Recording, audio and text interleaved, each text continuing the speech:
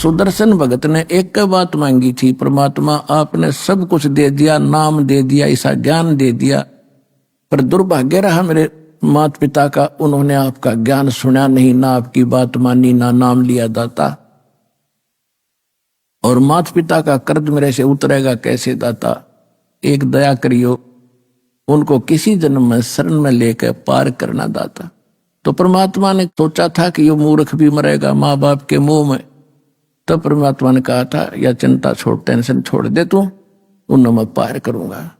तो तब संतोष हुआ था उस भोले भगत के, परमात्मा ने पता था यो भी जागा नरक में, जो आज इसको आश्वासन ही दूंगा।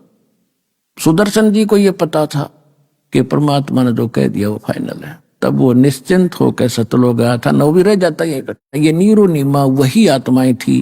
तो इनके लिए मालिक ने देखो कहां जंगल में आके विश्राम किया एक कमल के फूल पर, और फिर जुलाहों में झोपड़ी में आज से 600 वर्ष पहले क्या स्थिति थी आम नागरिक की अपने हिंदुस्तान के अंदर, और वो शूद्र जाति वहां कैसे रहते थे, कैसा वहां पर भेड़ बकरियों का मलमूत्र बांस उठी रहा करती, बदबू आती थी, बेड स्मेल होती थी, और वहां भी रहे मालिक हमारे लिए।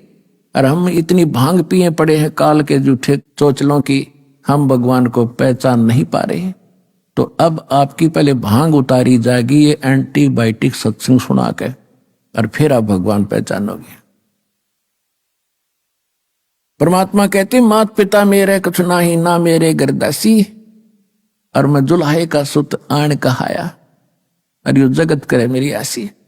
मुझे दुल्हा सुदर दानक कह के और मेरा मजाक उड़ा रहे हैं। फिर कहते 5 तत्व का ये शरीर नहीं है मेरा। यजुर्वेद अध्याय नंबर 40 के मंत्र 8 में उसमें लिखा है कि सपरि आगात कबीर मनीषी शुक्रम अकायम ऐसनाविरम। कबीर परमेश्वर सर्वज्ञ है, मनीषी माने विद्वान, और उनका शरीर शुक्रम अकायम ऐसनाविरम अबिंदम। उसका शरीर जो मालिक का है वो स्नायु वाला नहीं है, और माता पिता से बनी हुई काया नहीं है, शरीर से शुक्र से बनी हुई काया नहीं है। माता पिता के शुक्र से रज बीरज से बनी हुई उसकी काया नहीं है। अब इन अनाड़ी ऋषियों ने 40वें अध्याय के 8वें श्लोक को कैसे गलत डिफाइन कर दिया, शुक्रम अकायम, कि वो अकायम है। और शुक्रम क्यों कहा फिर उसने, शुक्रम शब्द किस लिए लगा दिया, कायम शब्द पर्याप्त था, फिर क्यों ऐसनाविरम माने उसके नर्वस सिस्टम नहीं है, स्नायु नहीं है, ऐसनाविरम शुक्रम अकायम।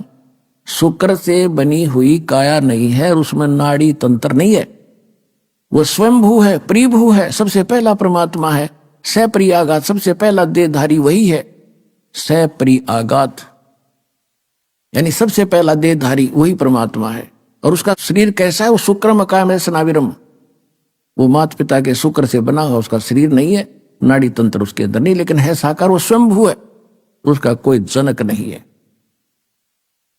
तो यहां बताते हैं 5 तत्वों का धड़ना मेरे में जानो ज्ञान अपारा, पर सत्स्वरूपी नाम साहिब का ओहे नाम हमारा। यानी असली नाम परमात्मा का कबीर साहब है, और वो कहते वही नाम है मेरा असली नाम, ये समझ लो। और कहते अदर द्वीप गगन गुफा में तानिज वस्तु सारा, और तेरा ये ज्योत स्वरूपी काल निरंजन ब्रह्म ये भी धरता है ध्यान हमारा, ये भी मेरा ध्यान करता है, और वहां से फिर मैं इसको टुकड़ा देता हूं। इसका 21 ब्रह्मांड चल रहा है। हाड चावलो ना मेरे, ये हाड चावड़ा लोग का शरीर नहीं है।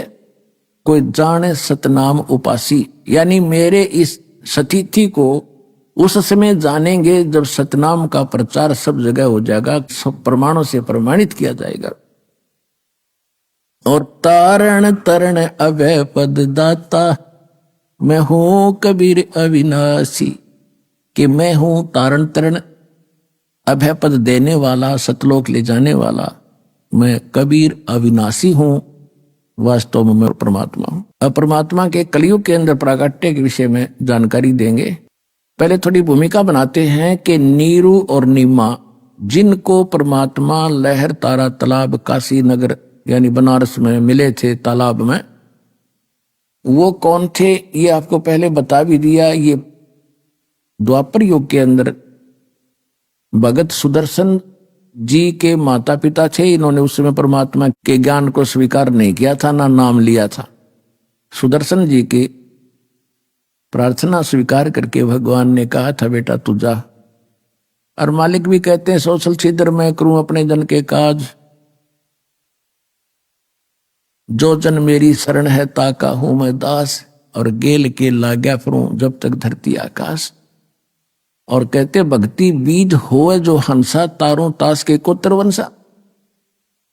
जो भक्ति मेरे ज्ञान को स्वीकार करके इस भक्ति के बीज को स्थापित कर लेगा उसकी 101 पीढ़ी को पार करूंगा, यह भगवान का वचन है।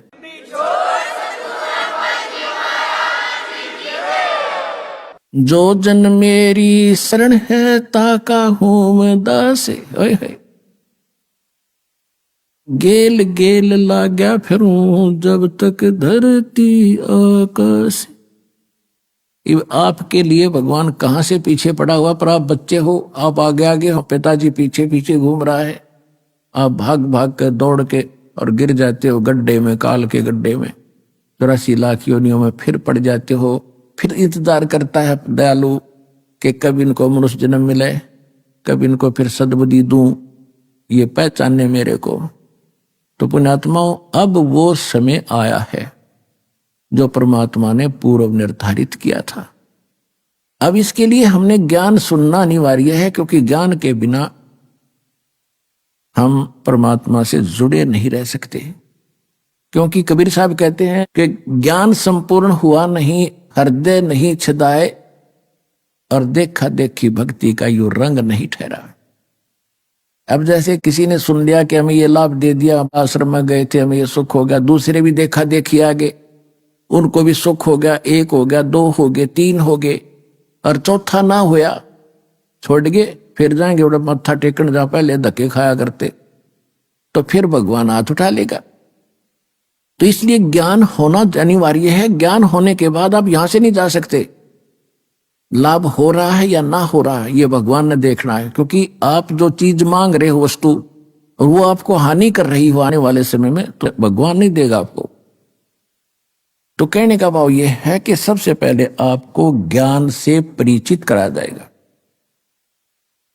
और ज्ञान से परिचित होने के बाद फिर आपकी स्थिति कैसी हो जाएगी।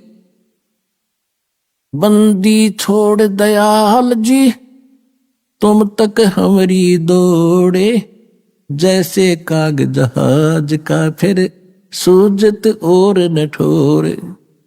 जैसे पुराने समय में समुद्री जहाज के अंदर, क्योंकि लंबा समय होता था, खाना खोना उसी में बनाते हैं खाते हैं, और उस पे कौवे बैठकर चल पड़ते थे कि ये खाना खाएंगे, टुकड़े डालेंगे, हम भी खाएंगे।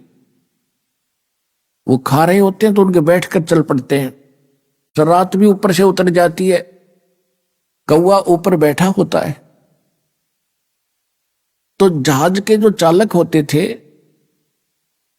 उनका जो दिशा निर्देशक होता था, एक वो इंस्ट्रूमेंट होता था नॉर्थ साउथ बताने वाला, उसको लेकर चलते थे। उसी आधार से अपनी दिशा निर्धारित करके वो चलते रहते थे। तो रात्रि के समय कई बार क्या होता था, कोई समुद्र में चुंबकीय चट्टानों के कारण दिशा निर्देशक जो होता था वो अपनी दिशा बदल जाता था, और अपने उस दिशा निर्देशक को जांच करने के लिए उनके पास एक फार्मूला था देसी, कि कौवे के अंदर परमात्मा ने एक ऐसा गुण दे रखा है कि वो बेशक रात ऊपर तो चली गई, लेकिन वो अंदर ही अंदर ये दृष्टि रखता है कि मैंने यहां से खतरा होगा तो मैंने वापस भागना है वहीं पर जहां से मैं चलाऊं। तो वो दिशा याद रखता, वो भूलता नहीं। ऐसा कंप्यूटराइज कर रखा है भगवान ने इस कौवे को।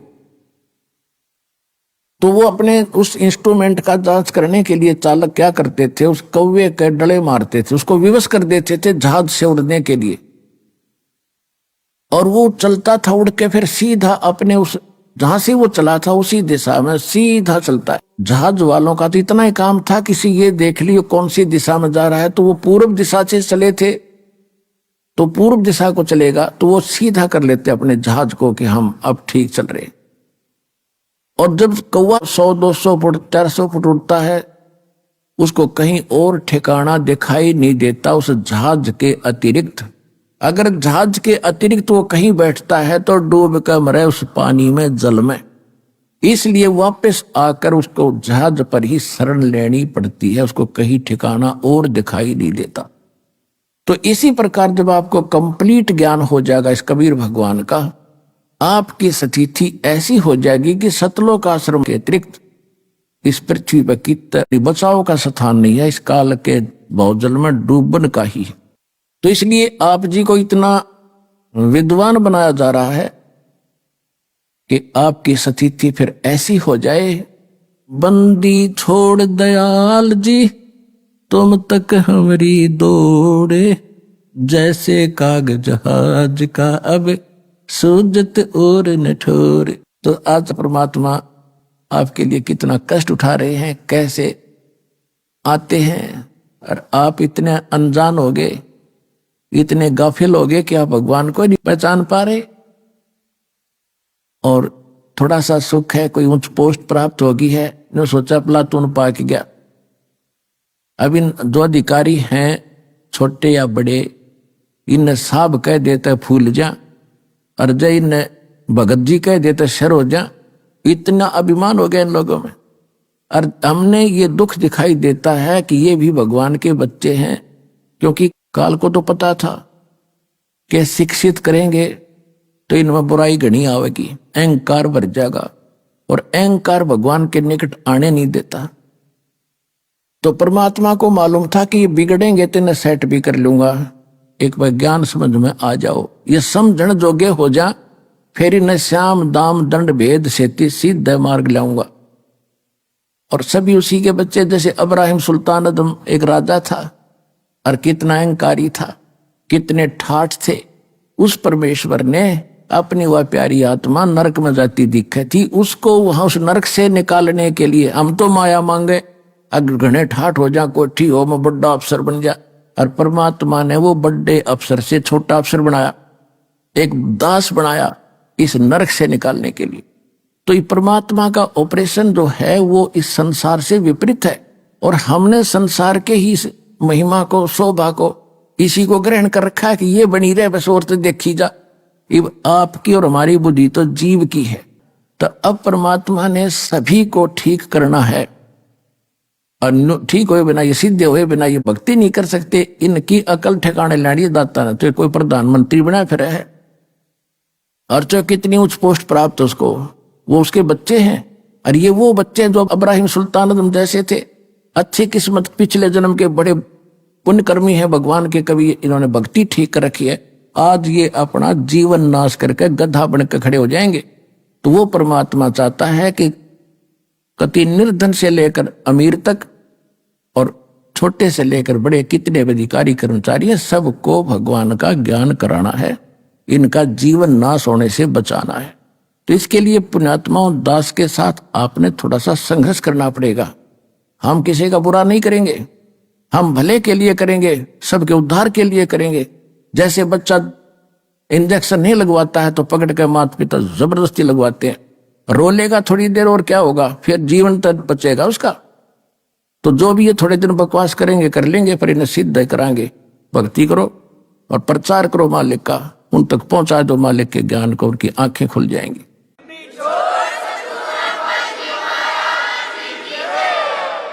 परमात्मा इसीलिए आते हैं। ये नीरू नीमा उसी जन्म में गौरी शंकर और सरस्वती नाम के ब्राह्मण ब्राह्मणी थे।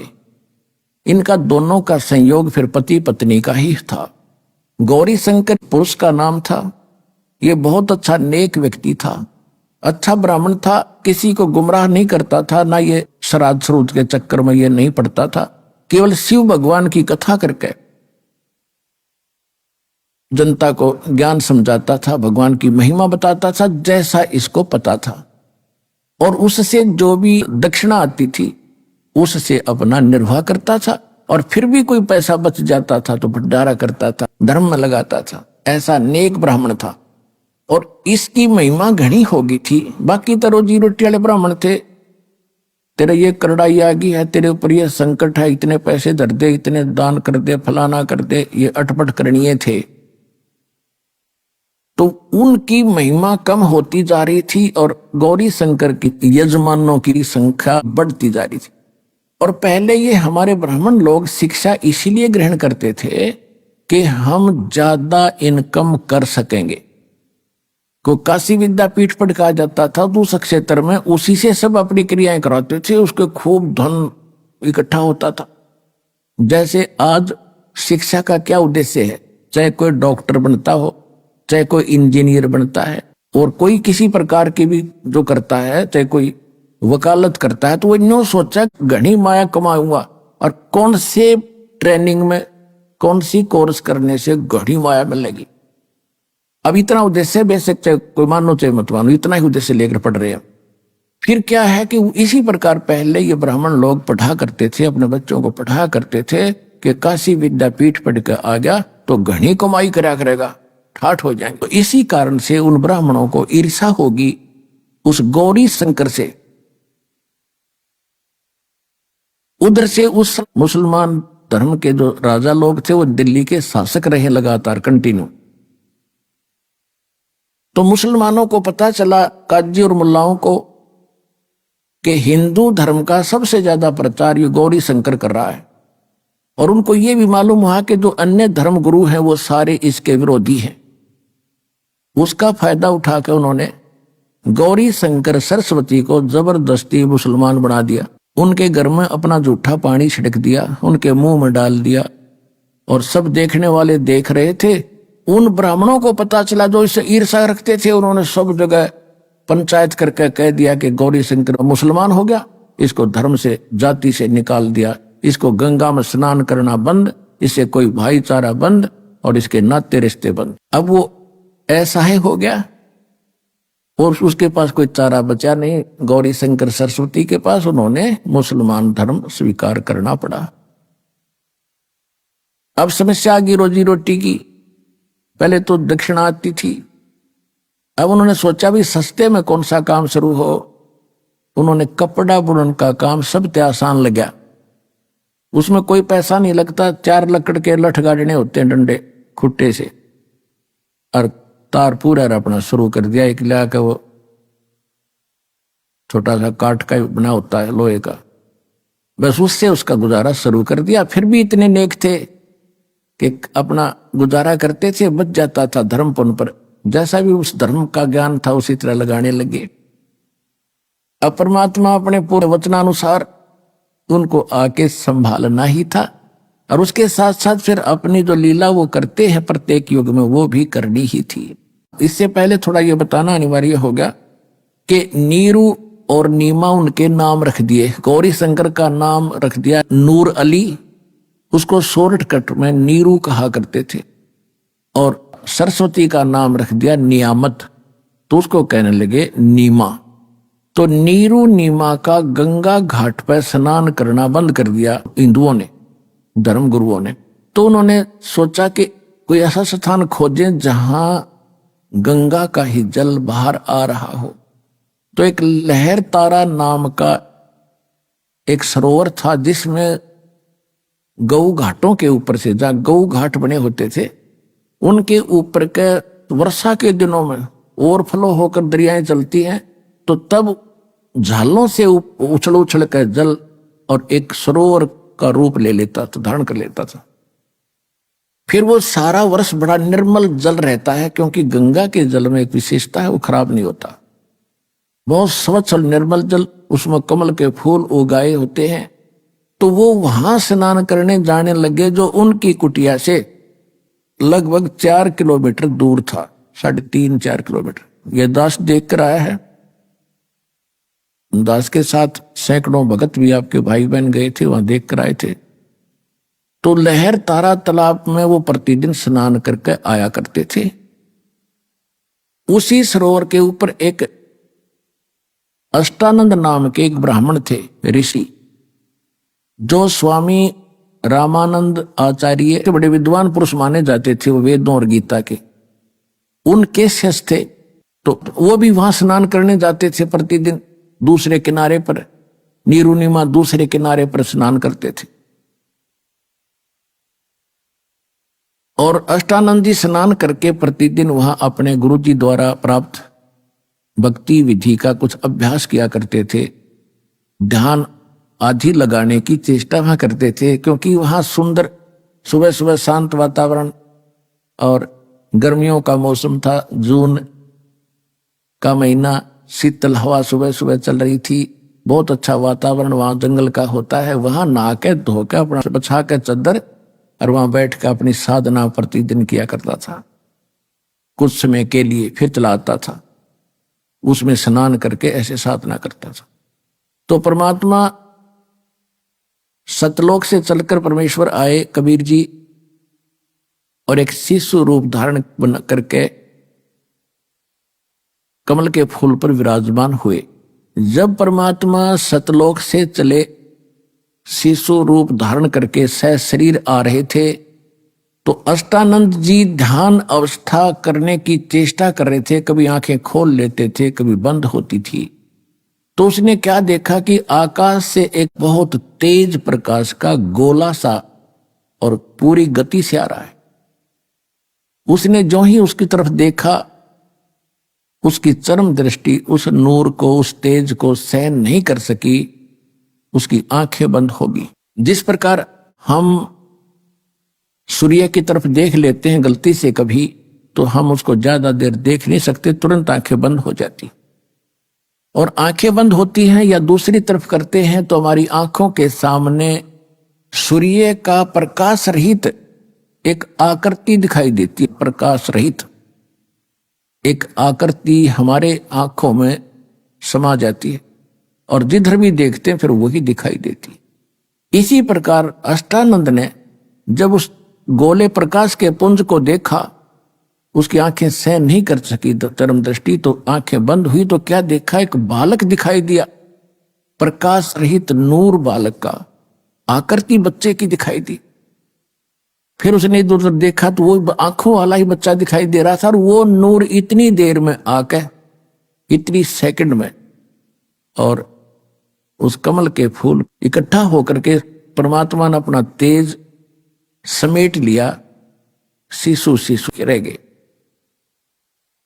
अंधेरे में उसने और कुछ दिखाई नहीं दिया कि मुझे तो मेरी आंखों में एक बच्चा सा दिखाई दे रहा, ये क्या लीला हुई। वो उठकर चल पड़ा।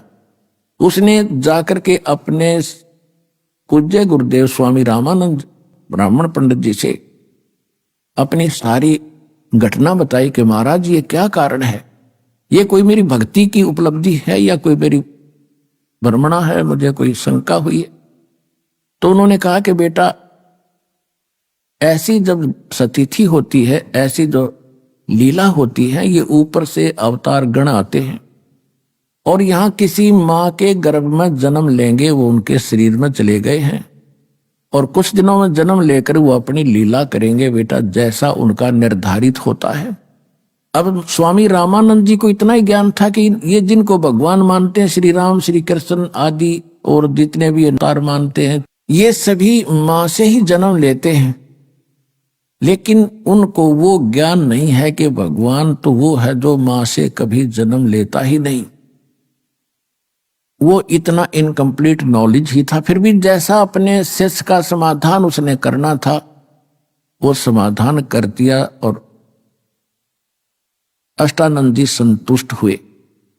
उधर से क्या हुआ कि नीरू नीमा की एज बहुत हो गई थी, उनका कोई संतान नहीं थी।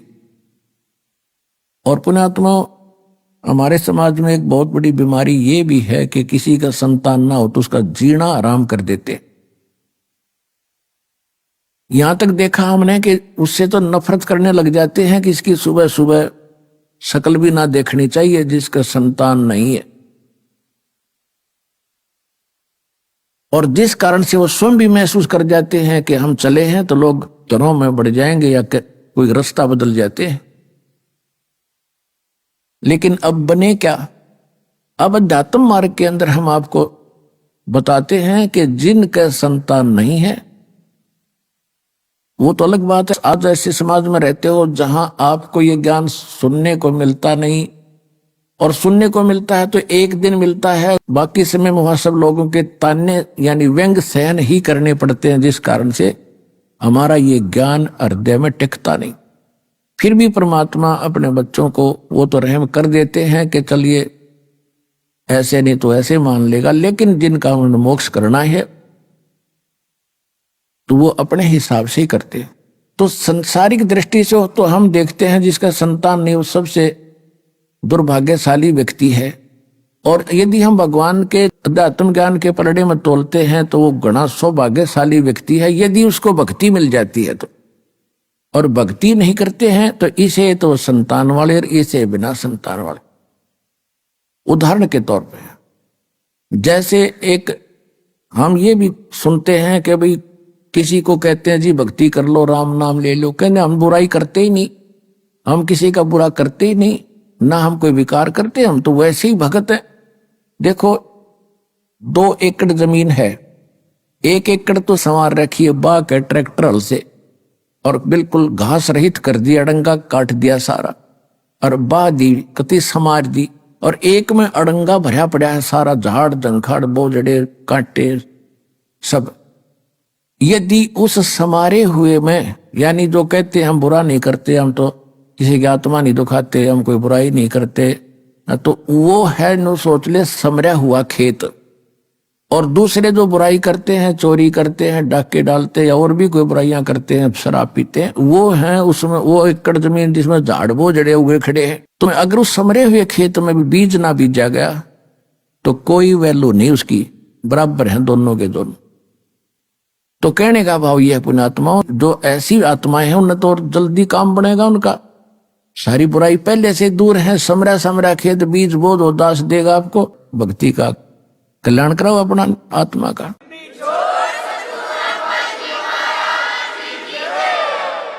तो इस प्रकार नीरू नीमा सुबह सुबह स्नान करने जाया करते थे।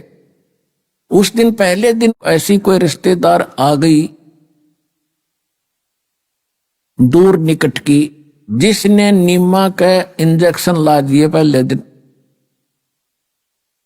बताइए भगवान एक जातक तो देना ही था, एक बालक हो जाता था क्या, तेरा भी समाज में सिर हो जाता, साझा हो जाता। बता बच्चे बिना कैसे जीवन जियोगे, बुढ़ापे में कौन तुम्हारी उंगली पकड़ेगा। तो ऐसे इंजेक्शन वो समाज के लग गए। वह तो चली गई इंजेक्शन ला के, और नीमा सारी रात करवट बदलती रही, नींद नहीं आई है भगवान बच्चा बिना क्या होगा, संसार में कैसे जिया जाएगा। नीरू ने उठाया कि चलो स्नान करने चलते हैं। वो चल पड़ी, रास्ते में रो रही है, बुरी तरह बिलख रही है कि हे भगवान क्या तेरे घर में, क्योंकि उस समय भी वो शंकर भगवान को हृदय से उतार नहीं सके थे। बेशक से मुसलमान भी बन गए थे और मुसलमानों वाली साधना भी वो कर रहे थे, लेकिन अंतःकरण में उनका भगवान शंकर की छाप न्यों की न्यों थी। और किसी भी आपदा के अंदर उसी से प्रार्थना किया करते थे, और कह रही थी, रो रही थी कि हे शंकर भगवान क्या आपके घर में बच्चों की कमी होगी, परमात्मा एक मुझे भी दे देते तो मेरा भी संसार में साझा हो जाता। बुरी तरह रो रही थी। नीरू ने कहा कि नीमा यदि हमारे भाग्य में होता तो भगवान दे ही देते। आंखें खराब कर लेगी रो रो के, कोई उंगली पकड़ने वाला है नहीं, और दूना दुख हो जाएगा, ना रो। ऐसे कहते कहते वो लहर तारा नामक उस सरोवर पर पहुंच गए। अष्टानंद वहां से जा चुका था। पहले नीमा ने स्नान किया, जब वो स्नान करके बाहर आ गई फिर वो स्नान करने के लिए उतरा, और सुबह का जो उजियारा है शीघ्र ही एकदम साफ सा हो जाता। तो जब दोबारा नीमा गई लहर तारा तालाब के ऊपर,